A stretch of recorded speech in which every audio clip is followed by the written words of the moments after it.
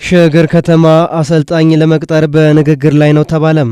አሰልጣኝ አሸናፊ በቀለ ጋር በስምምነት የተለያየው ሸገር ከተማ አዲስ አሰልጣኝ ለመቅጠር ንግግር እያደረገ ይገኛልም ተብሏል። በርከት ያሉ የሊጉ ባለልምድ አሰልጣኞች ጋር ስሙ እየተያያዘ የሚገኘው ሸገር ከተማ ብዙዎች የቀድሞው የኢትዮጵያ ቡና አሰልጣኝ ካሳዬ አራጌ ጋር ስሙን ቢያያይዙትም ከአሰልጣኝ ካሳዬ አራጌ ጋር ገና በቃል ደረጃ ንግግር ላይ መሆናቸውን ብስራት ራዲዮ ለአሰልጣኙ ቅርብ ከሆኑ ሰዎች ሰምቷል።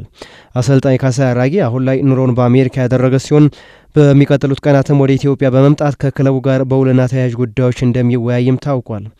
ሸገር ከተማ ለአሰልጣኝ ካሳዬ አራጌ የ2 ዓመት ውል ለመስጠት ፍላጎት አሳይቷል የተባለ ሲሆን አሰልጣኙ በቀረበለት ውል ላይ ይስማማል የሚለው ተጠባቂ ነው።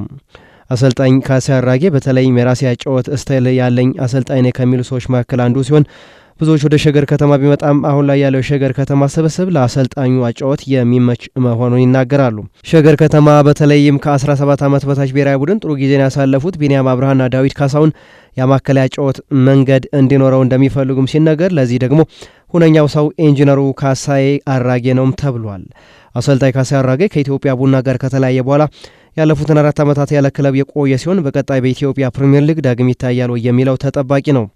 ሸገር ከተማ ከአሰልጣኝ ካሳዬ ውጭ አሰልጣኝ ደጉ ድባሞ፣ አሰልጣኝ ገብረ ክርስቶስ ቢራራና አሰልጣኝ አብይ ካሳሁንን አወዳድሮ ለመቅጠር ሲቪያቸውን እየገመገመ እንዳለም ታውቋል።